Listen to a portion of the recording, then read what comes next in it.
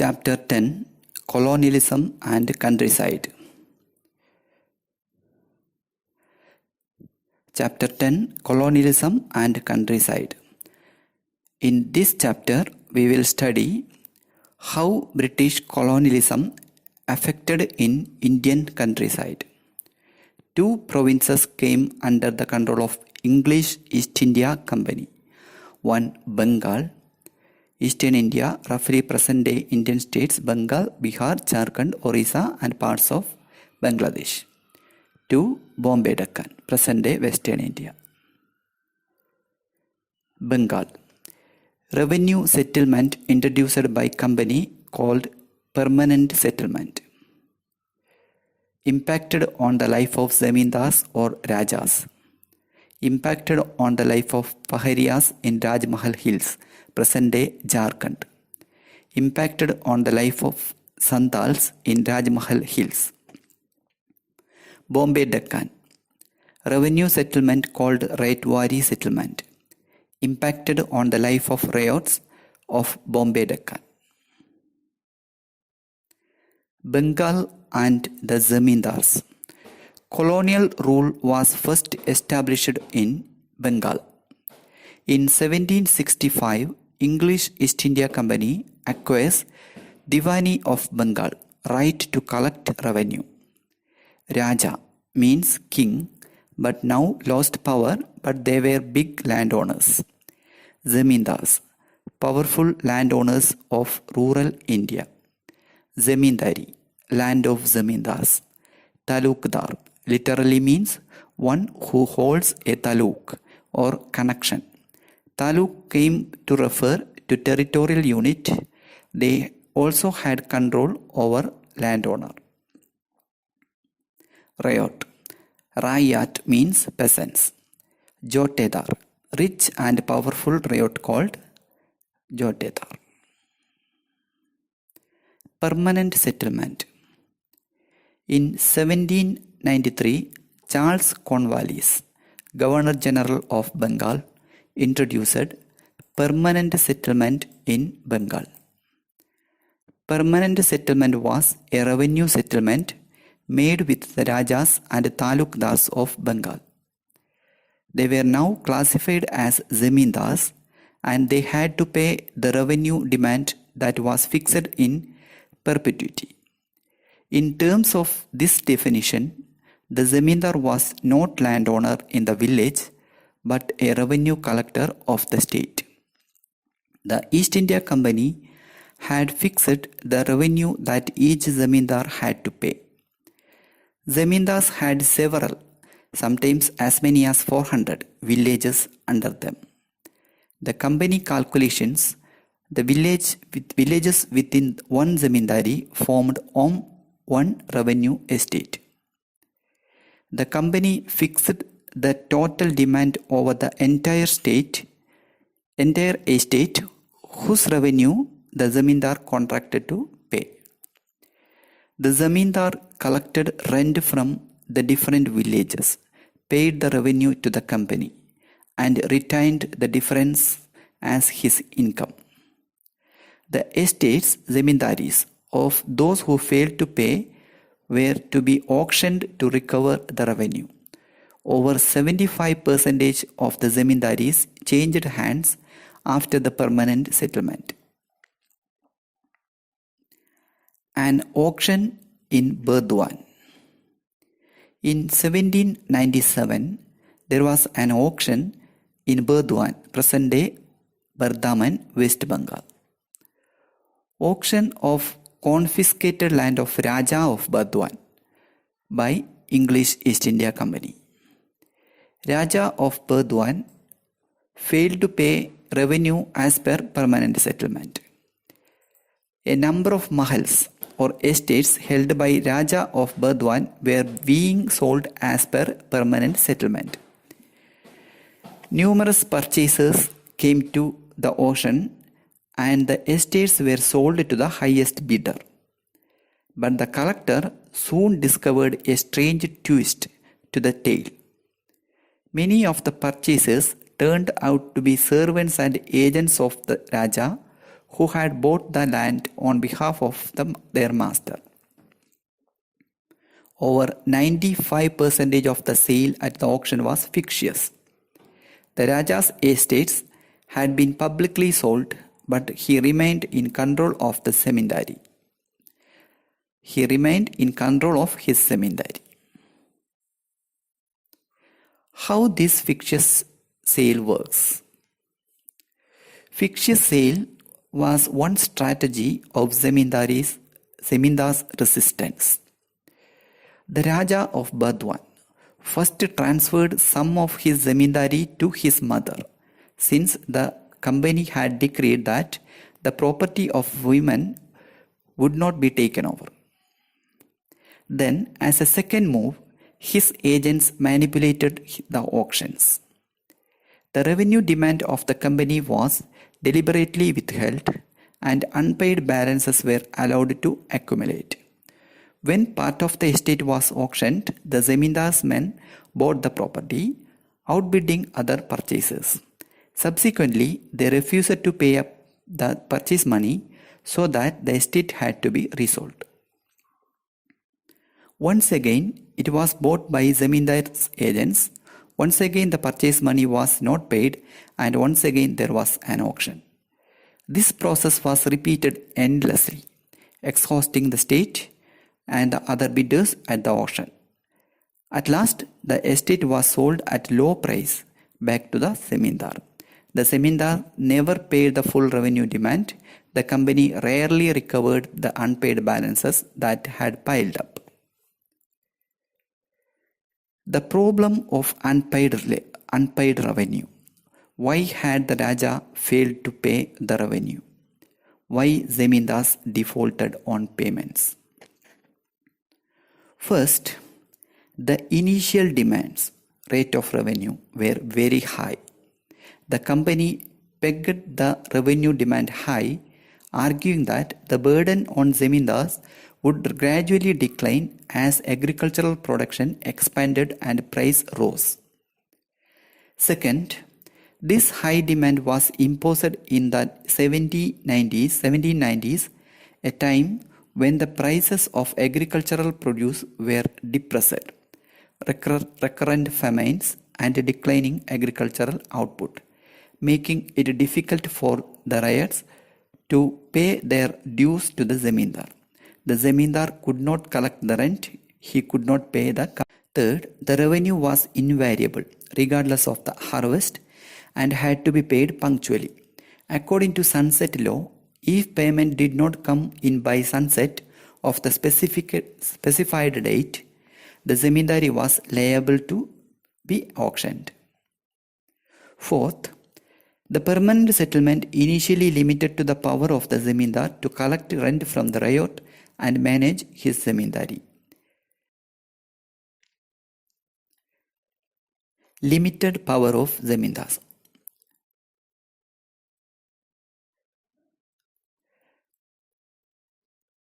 English East India Company limited the power of zemindars in the following ways. 1. The zemindars' troops were disbanded. 2. Customs duties abolished. 3. Their kacheris or courts brought under the supervision of a collector. 4. Zemindars lost their power to organize local justice and the local police. 5. The collectorate emerged as an alternative center of authority. 6. At the time of rent collection, an officer of the zemindar, usually the amla, came around the village. 7. Rich ryots and village headmen, jotedas and mandals, were only too happy to see the zemindar in trouble.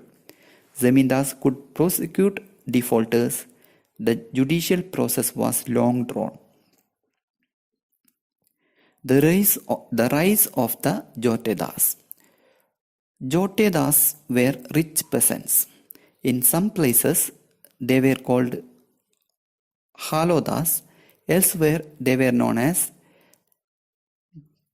gantidas or mandals. In Francis Buchanan's survey of the Dinajpur district in North Bengal described Jotedas.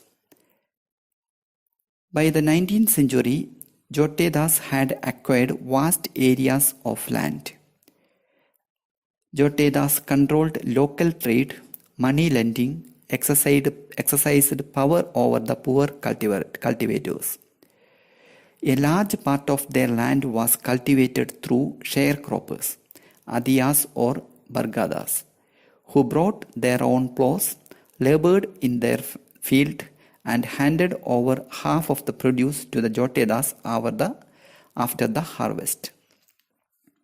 Unlike Zamindars, who often lived in urban areas, Jotedas were located in the villages and exercised direct control over considerable section of poor villages. They fiercely resisted efforts by Zamindars to increase the jama of the village, prevented Zamindari officials from executing their duties, mobilized ryots who were dependent on them, and deliberately delayed payments of revenue to the Zamindar. In fact, when the estates of the Zamindars were auctioned for failure to make revenue payment, Jotedas were often amongst the purchasers.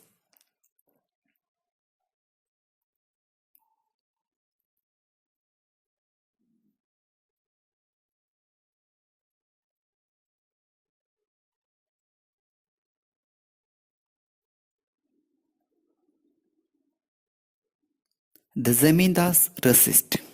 Resistance of Zamindars against permanent settlement. Two strategies of Zamindars. One, fictitious sale. Two, attacking outsiders. One, fictitious sale. Fictitious sale was one strategy of Zamindars' resistance. See example of Raja of Burdwan.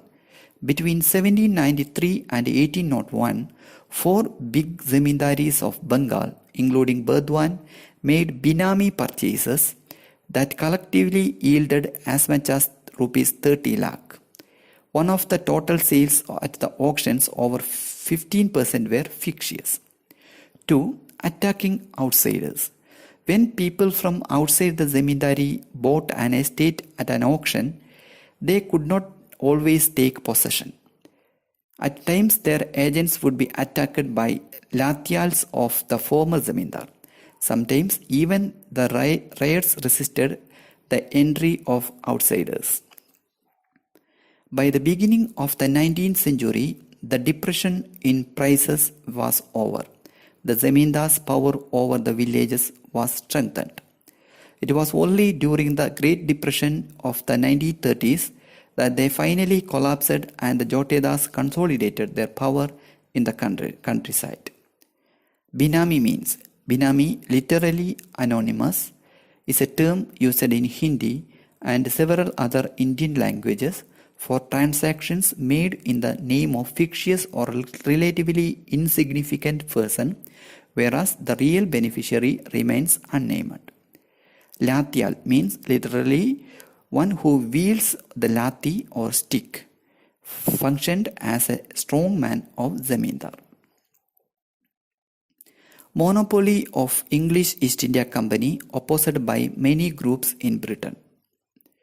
Monopoly of English East India Company in India over trade was opposed by other traders and industrialists and many political groups in Britain.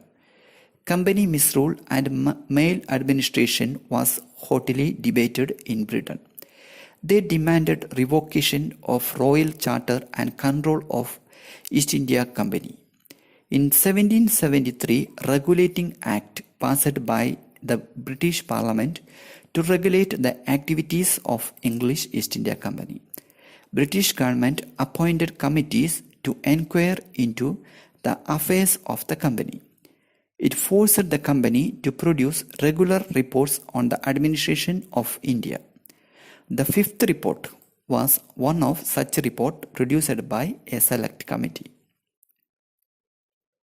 The fifth report, 1813. The fifth report is a report that was submitted to the British Parliament in 1813 by English East India Company. It was fifth of a series of reports on the administration and activities of the East India Company in India. It ran into 1002 pages, of which over 800 pages were appendix and reproduced petitions of zemindars and riots, reports of collectors from different districts, statistical tables on revenue returns, and notes on the revenue and judicial administration of Bengal and Madras, present-day Tamil Nadu, written by officials. The evidence contained in the fifth report as a source of history is invaluable. Researchers have carefully examined the archives of various Bengal zamindars and the local records of the district to write about the history of colonial rule in rural Bengal. The hoe and the plough. Hoe, tool of paharias, symbolizing shifting cultivation. Plough, tool of sandals, symbolizing settled cultivation. A hoe is an ancient hand tool used to shape soil, remove weeds, clear soil, and harvest root crop. A plough is a farm tool for loosening or turning the soil before sowing seed or planting. Francis Buchanan. Francis Buchanan was a physician. He came to India and served the Bengal Medical Service from 1794 to 1815. He was surgeon to the Governor General of India, Lord Wellesley. During his stay in Calcutta, present-day Kolkata, he organized a zoo that became the Calcutta Alipur Zoo. He also in charge of botanical gardens of a short period. On the request of the government of Bengal, he undertook detailed surveys of the areas under the jurisdiction of the British East India Company. In 1815, he fell ill and returned to England. Upon his mother's death, he inherited her property and assumed her family name Hamilton. So he is often called Buchanan Hamilton. The accounts of Buchanan. Buchanan was an employee of the British East India Company. His journeys were not simply inspired by the love of landscape and the desire to discover the unknown. He marched everywhere with a large army of people, draftmen, surveyors, palanquin bearers, and coolies. The costs of the travels were borne by the English East India Company since it needed the information that Buchanan was expected to collect. British looked for natural resources it could control and exploit. It surveyed landscape and revenue sources, organized voyages of discovery, and sent its geologists and geographers, its botanists and medical men to collect. Buchanan, undoubtedly an extraordinary observer. Everywhere Buchanan went, he obsessively observed the stones and rocks and the different strata and layers of soil. He searched for minerals and stones that were commercially valuable. He recorded all signs of iron ore and mica, granite, saltpeter. He carefully observed local practices of salt making and iron ore mining. When Buchanan wrote about a landscape, he most often described not just what he saw, what the landscape was like, but also how it could be transformed and made more productive, what crops could be cultivated, which trees cut down, and which ones grown. And we must remember that his vision and his priorities were different from those of the local inhabitants. His assessment of what was necessary was shaped by the commercial concerns of the company and modern Western notions of what constituted progress. He was inevitably critical of the lifestyles of forest dwellers and felt that forest had to be turned into agricultural lands. Buchanan and Hills of Rajmahal. In the early 19th century, Buchanan travelled through the Rajmahal Hills in present-day Jharkhand. From his description, the hills, impenetrable, a zone where few travellers ventured, an area that signified danger. Wherever he went, people were hostile, apprehensive of officials and unwilling to talk to them. In many instances, they deserted their villages and abandoned. Buchanan's Journal gives us tantalizing glimpses of these hill folk in the early 19th century. His journal was written as a diary of places he visited, people he encountered, and practices he saw. Paharias in Rajmahal Hills. Paharias lived around the Rajmahal Hills, subsisting on forest producing and practicing shifting cultivation. They cleared patches of forest by cutting bushes and burning the undergrowth. On these patches, enriched by potash from ash, the Paharias grew a variety of pulses and millets for consumption. They scratched the ground lightly with hoes, cultivated the cleared land for a few years, then felt it fallow so that it could recover its fertility and moved to a new area. From the forest, they collected mahua, a flower for food, silk cocoons, and resin for sale, and wood for charcoal production.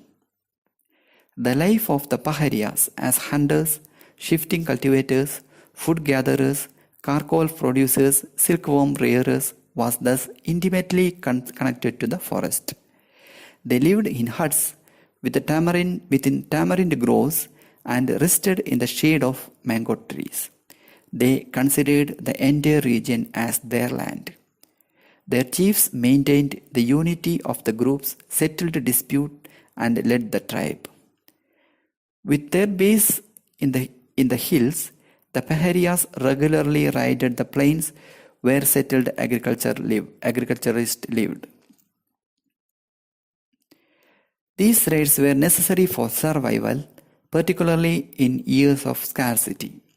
The zamindars on the plains had to often purchase peace by paying a regular tribute to the hill chiefs. Traders similarly gave a small amount to the hill folk for permission to use the passes controlled by them. Once the toll was paid, the Paharia chiefs protected the traders, ensuring that their goods were not plundered by anyone. Impact of colonialism on Paharias. In the last decades of the 18th century, British encouraged settled agriculture in Rajmahal Hills. The British encouraged forest clearance, and zamindars and jotedas turned uncultivated lands into rice fields. To the British, extension of settled agriculture was necessary to enlarge the sources of land revenue, produce crops for export, and establish the basis of a settled, ordered society. British saw forest people as savage, unruly, primitive, and difficult to govern. Conflict between hoe and plow. As settled agriculture expanded, the area under forest and pastures contracted. This sharpened the conflict between hill folk and settled cultivators. The Paharias began to raid settled villages, carrying away food grains and cattle. In the 1770s, the British started hunting the Paharias down and killing them. In 1780s, Augustus Cleveland, the collector of Bhagawalpur, proposed a policy of pacification. Paharia chiefs were given an annual allowance and made responsible for the proper conduct of their men.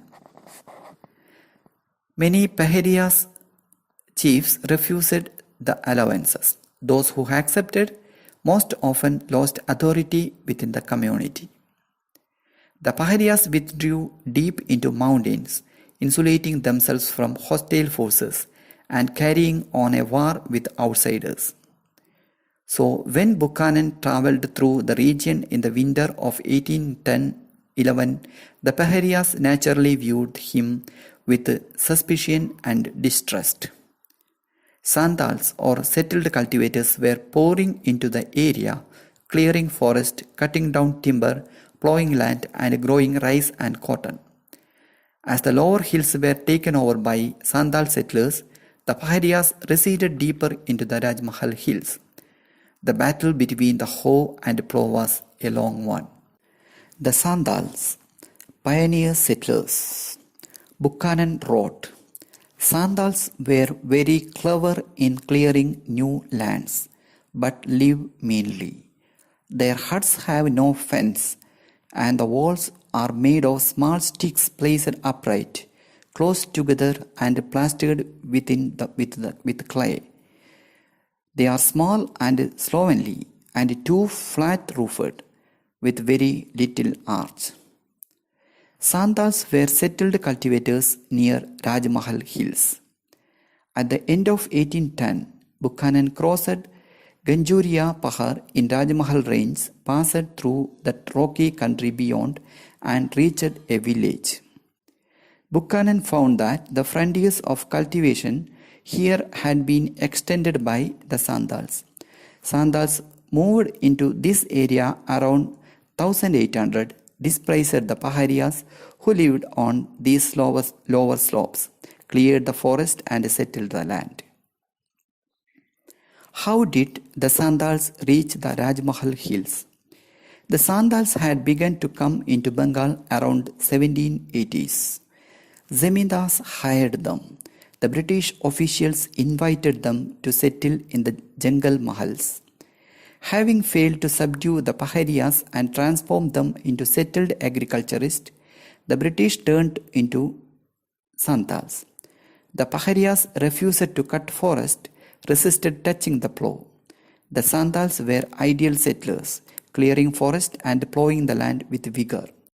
The Sandals were given land and persuaded to settle in the foothills of the Rajmahal. Daminco, the land of the Sandals. By 1832, a large area of land was demarcated as Dam in Ko, the land of Sandals. The territory was surveyed and mapped. Enclosed with boundary pillars, it was separated from both the world of settled agriculturists of the plains and the Paharias of the hills.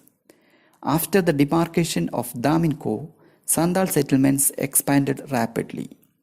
From 40 Sandal villages in the area in 1838, as many as 1,473 villages had come up by 1851.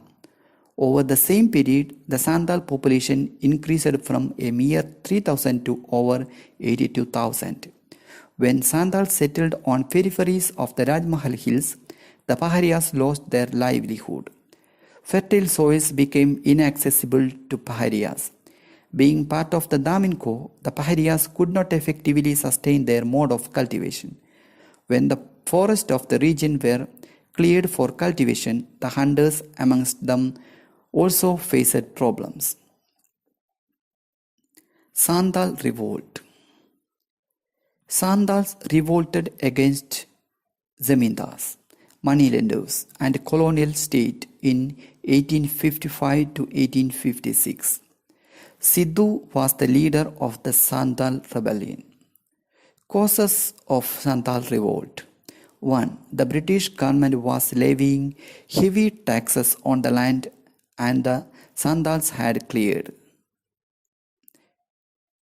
2. Moneylenders or dikkus were charging them high rates of interest and taking over the land when debts remained unpaid. 3. Zemindars were asserting control over the Daminco area. Results of the Sandal revolt. 1. The rebellion was crushed. The region was searched, suspects were picked up, and villages set on fire. 2. Images of burning villages were shown to the public in England. 3. Once again, the demonstration of the might of the British and their ability to crush rebellion and impose colonial order. 4. The rebellion changed the British perception of Santals. 5. It was after the Santal revolt that the Santal Pargana was created, carving out 5,500 square miles from the district of Bhagalpur and Birbhum.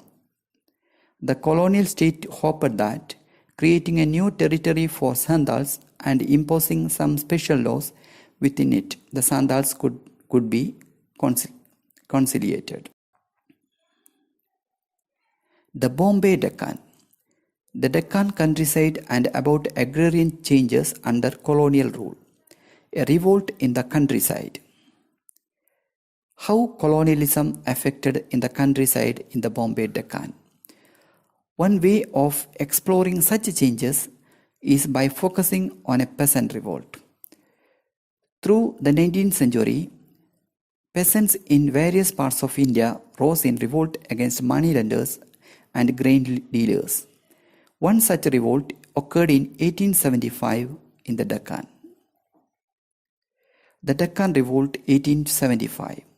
Account books are burnt. The peasant revolt began at Suba, a large village in Pune, present-day Pune district. It was a market center where many shopkeepers and moneylenders lived. On 12 May 1875, riots attacked the shopkeepers, demanding their Bahi Katas, account books, and debt bonds. They burned the katas, looted grain shops, and in some cases set fire to the houses of the Sahukas. From Pune, the revolt spread to Ahmednagar. Then, over the next 2 months, it spread even further over an area of 6,500 kilometers. More than 30 villages were affected. Everywhere the pattern was the same. Sahukas were attacked, account books burnt, and debt bonds destroyed. A Sahukar was someone who acted as both moneylender and a trader. Terrified of peasant attacks, the Sahukas fled the villages, very often leaving their property and belongings behind.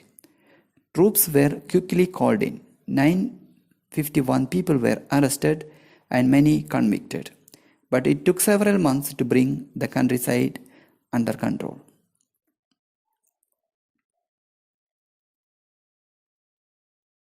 Why the burning of bonds and deeds?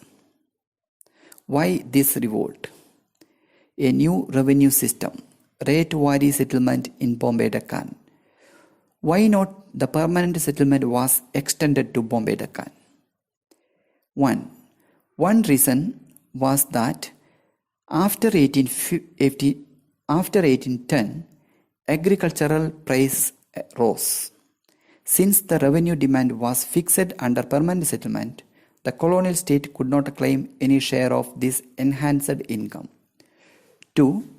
By 1820s, the economist David Ricardo was a celebrated figure in England. Colonial officials had learned Ricardian ideas. According to Ricardian ideas, a landowner should have a claim only to the average rent that prevailed at a given time.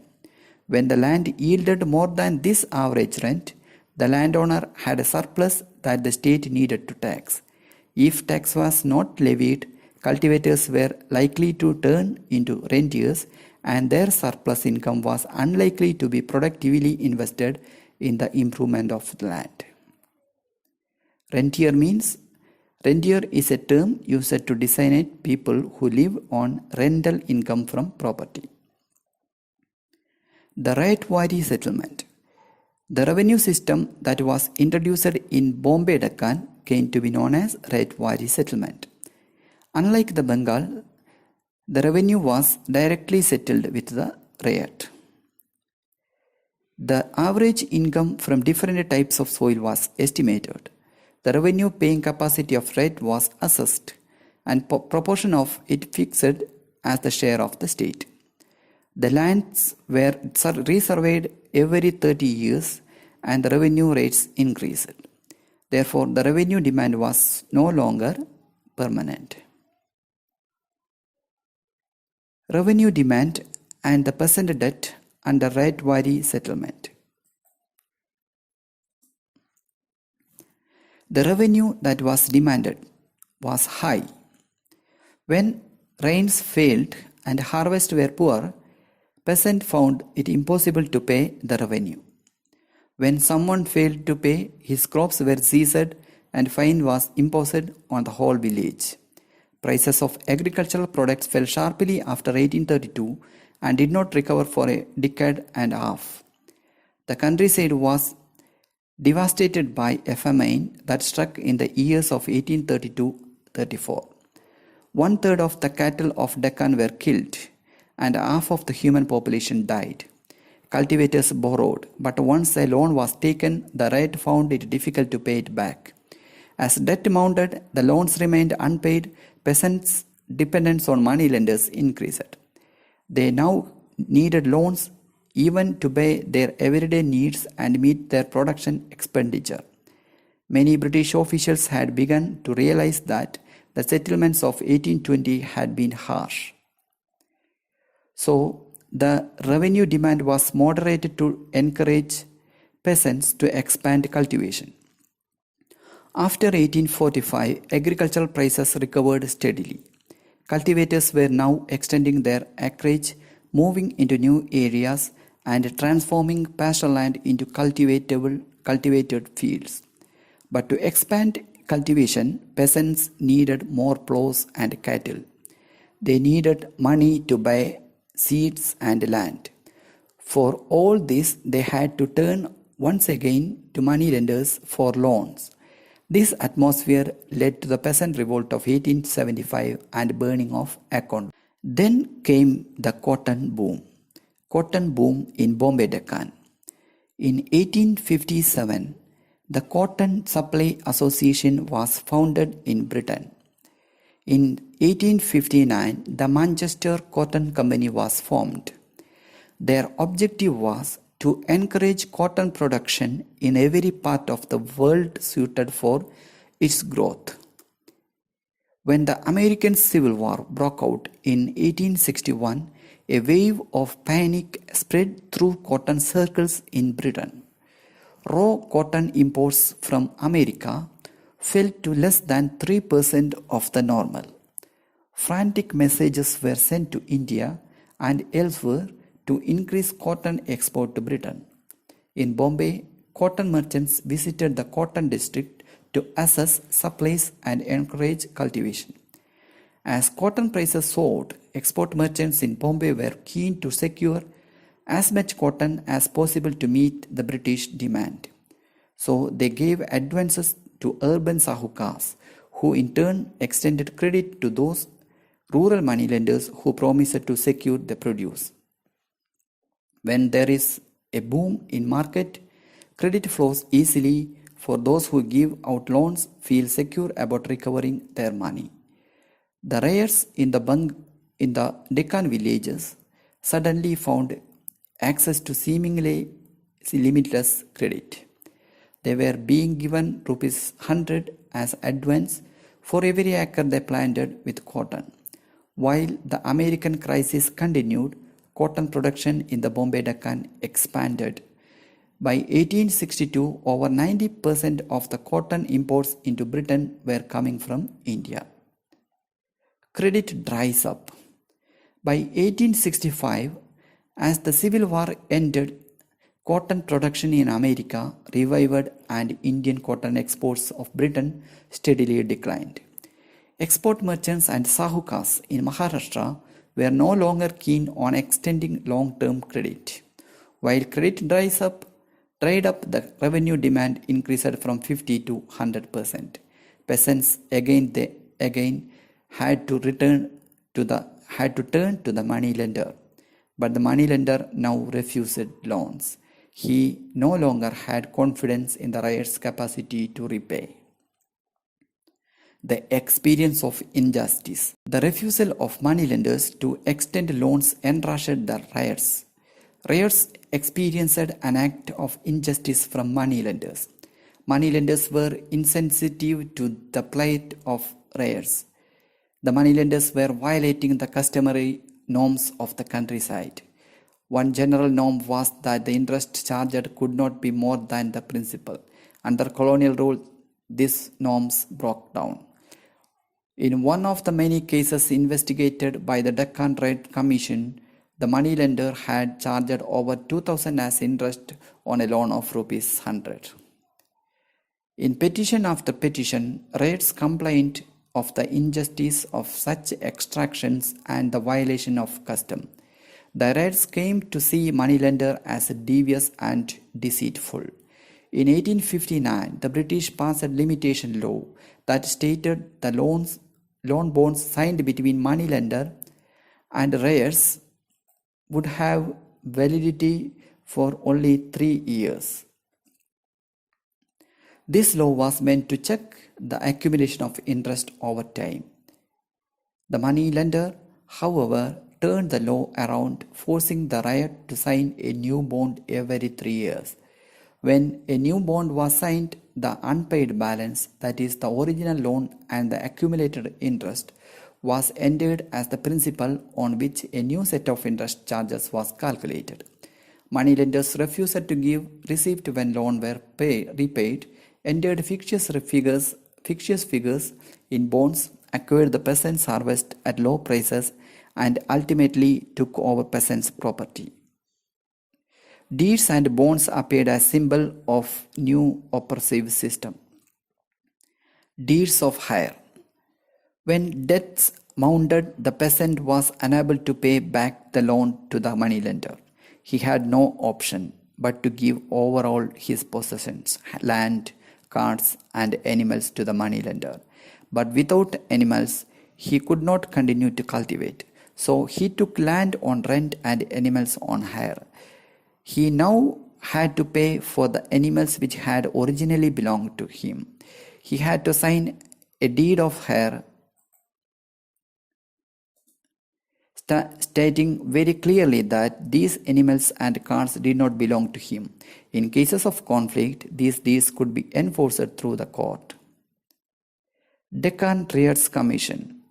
The government of India, worried by the memory of 1857, pressurized the government of Bombay to set up a commission of inquiry to investigate into the causes of the riots. The commission produced a report that was presented to the British Parliament in 1878. This report, referred to as a Deccan Raids Report, provides historians with a range of sources for the study of the riot. The commission held enquiries in the district where the riot spread, recorded statements of riots, sahukas and eyewitnesses, compiled statistical data on revenue rates, prices and interest rates in different regions, and collated the reports sent by district collectors. So, why the burning bonds and deeds? Factors led to the Deccan Revolt 1875. Summary: 1. Rate vary settlement. 2. High revenue demand. 3. Peasant debt. 4. Cotton boom and availability of credit or loan. 5. Credit dried up as cotton boom disappeared. 6. Experience of injustice from moneylenders. These are the factors led to the Deccan Revolt 1875. Timeline. 1765, English East India Company acquires Diwani of Bengal. 1773, Regulating Act passed by British Parliament to regulate the activities of the English East India Company.